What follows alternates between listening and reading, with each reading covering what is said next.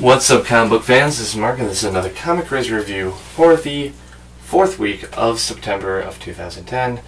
I have 4 comics to talk about this week, and something else that I'll get into in a second, but they're all DC. So all you Marvel fans out there, I'm sorry. Nothing interested in me, so what have you. What I'm going to talk about before I get into the comics is, everybody knows I'm the biggest Green Lantern fan ever. Because of my other, channel, Quorum TV. If you haven't checked it out, check it out. I do a web series, and actually while I'm filming this, I just released episode 1.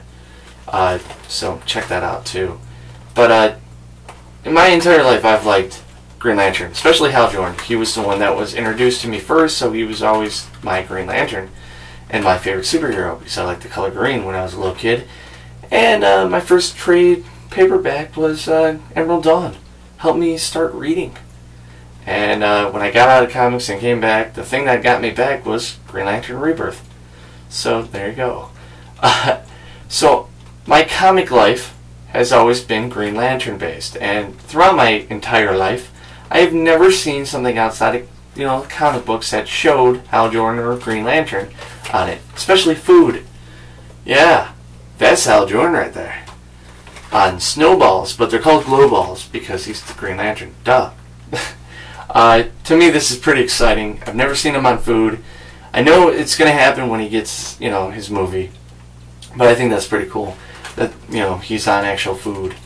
And they give him glow balls. They may have done it before, but I've never seen it. And I picked it up just because of that. I don't even like coconut. And I'm probably going to just eat one because they're Green Lantern based.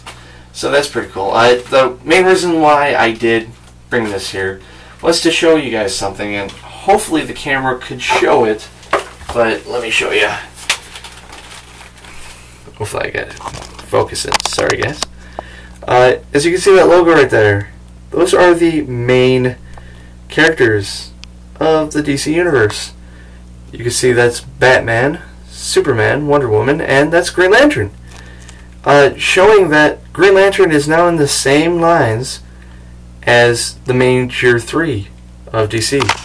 And for me, being a Green Lantern fan most of my life, seeing him be as popular as, let's say, the other major characters, seeing him become from a B rate to an A rate, to me that's awesome. And for that, I'm excited. It makes me more excited about the movie too.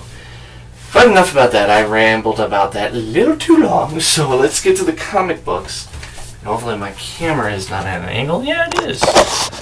Yeah, guys, I don't edit these. Sorry. Let's start off with Justice League. Generation Loss number 10. What's this, Mark? You said you were going to drop it. Well, I did, but my friend bought it, so I read it and I borrowed it from him. And yeah, Batman's on the cover, and his part's the best part, and it's like 3 pages long. It shows what Maxwell Lord actually did to people's minds and how it actually works out, and that is awesome. But everything else was still at the same point that nothing happens. They do character development and then they just stand there. Nothing happens. Stop it. Nothing happens. All it is, my friend said it best. All the issues seem like you're reading the issue and it seems like it's building up for the next issue. Then you get the next issue and it seems like it's building up for the next issue. But it's not going like this. It's just going like this, and then the next one going like this, going to the next one going like this. Nothing happens though. And that's why I stuck with the title so long. The first couple were epic. They were awesome. But now I could see it now. There's no point whatsoever until the ending or someone dies to buy this comic book series. Now, don't get me wrong. There are a lot of people out there that love this series and can't find any flaws, but I do. And although it is, to me, which I'm giving it a 7 out of 10, it's an average comic book, it was better though. And that's what's making me angry. 7 out of 10. Titans number 27. This was a Deathstroke book, but I guess it's now a Red Arrow or Arsenal book. I don't think anybody could write Arsenal yet. I know he's supposed to be that junkie with an attitude because his child died. I hate Red Arrow. I hate Arsenal. I think what they're doing with the character is stupid, but I did like the James Bond ending with the sexiness. I'm not going to say any more. This book was enjoyable. It had its moments, but whatever it was flickers throughout the entire issue. Nothing, was a big bang, and, well, there was one big bang. I'm not spoiling anything. I'm going to give this a 7.5 out of 10. Flash number 5. Yeah, they still make this. It was delayed, kind of like Green Lantern was, but this was delayed a lot more. I can see now that the big reason why number 1 was so good and got me into the series was there's a cinematic feel to it, and it's gone. This is just a now Jeff Johns comic, which is good. I'm not saying anything. It's hard to really critique something that's really good, but to me, I read so many comic books, you could find flaws easily, and the thing that made me love this series was in the first couple, well, not number 2, but 1, 3, and the last one, it had cinematic feel to it, and because of that, it felt like a movie. And I read comic books, I read Green Lantern, I read Batman and all that stuff, and I read those stories and I like those stories and I like that format. But Flash was something different to me, and now it just feels like it's back to the same. All in all, it's still a great comic, and it was going to be the pick of the week, but something beat it out.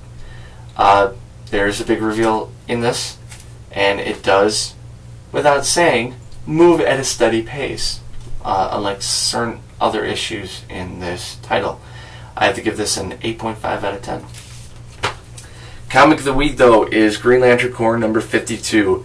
Not because of the glow balls. No. It's because the ending of the Cyborg Superman story is in this, and they did it out of left field. I had no idea they were going to do this, and how they ended it with an internal battle with another character, once again not going to spoil anything, was great. And it had an awesome ending. And without spoiling anything, I'm just going to say I think he will return. Just saying. And that is the comic of the week, guys. I'm giving it a 9 out of 10. Was it as good as Green Lantern Corps number 50? No, but it was close. So that's it, guys. Check me out on ComicCrazyReviews.webs.com, not only to see my run reviews and Blue Goblin stuff and Boxing Type X's stuff and Brendan Hex's stuff. No. I have something else on there. Yes, my review of Kingdom Come is on the website, so check out ComicCrazyReviews.webs.com. It's most appreciative if you do. So, that's it, guys. I'll see you next week, and until next time, keep reading those comics. I'm going to have a glow ball now. That still sounds dirty.